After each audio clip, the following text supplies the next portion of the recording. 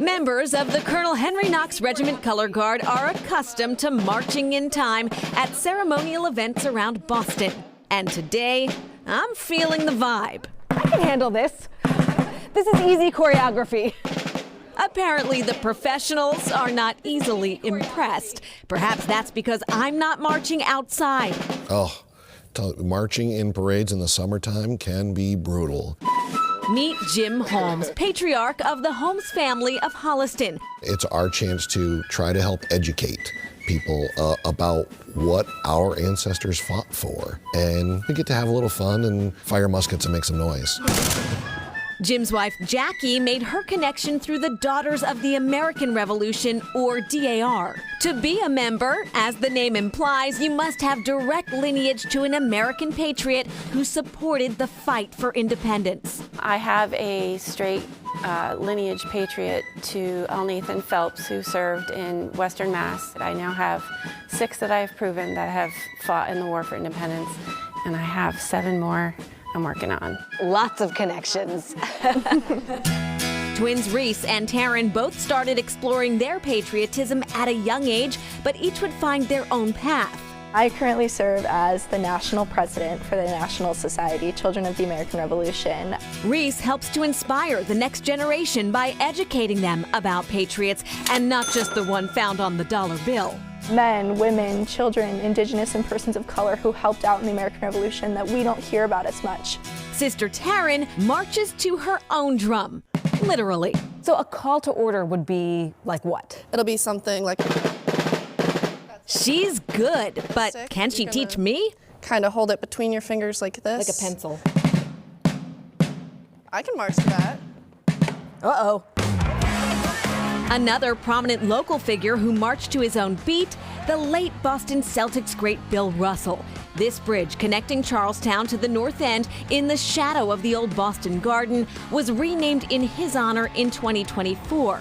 Now it's also home to the Patriot Pathway, marked by 8 tribute plaques, each connected to a tree honoring unsung heroes of the American Revolution, including Sarah Bradley Fulton. She was born in 1740, and she was 33 years old when she became the nickname of Mother of the Boston Tea Party. And then 2 years later, she was involved then with Bunker Hill specifically. She organized a group of women to help nurse the men at the battle. Native Americans and people of color have served bravely in every U.S. conflict, but until recent times, rarely was that service as integrated as it was in 1775. Ranger Patrick Boyce explains. This is one of the only examples of a racially integrated American Army prior to 1948. So there's roughly 120 of what we call patriots of color. Now these are men of both African and indigenous descent. Some of them were free, some of them were enslaved. One champion for an integrated militia back in 1775 was a formerly enslaved local activist, leathersmith, and caterer named Prince Hall.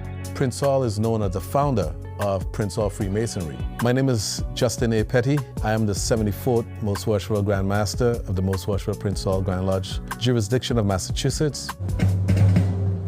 Celebrating 250 years, Prince Hall Masons remain active with more than 5,000 lodges around the world. Our celebrations are not merely ceremonial, but a rededication to our tenets, our purpose, and the enduring legacy of Prince Hall Freemasonry.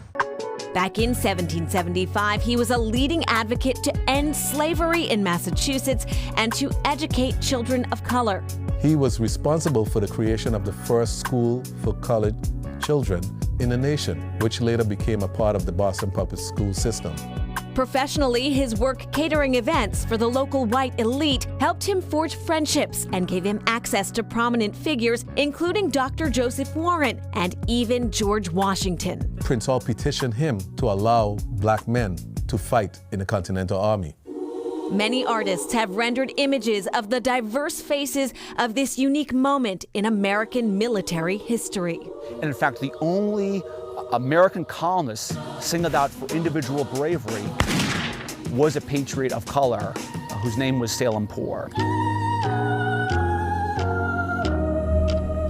Selampur was born enslaved, but later gained his freedom and was part of the Continental Army at Bunker Hill.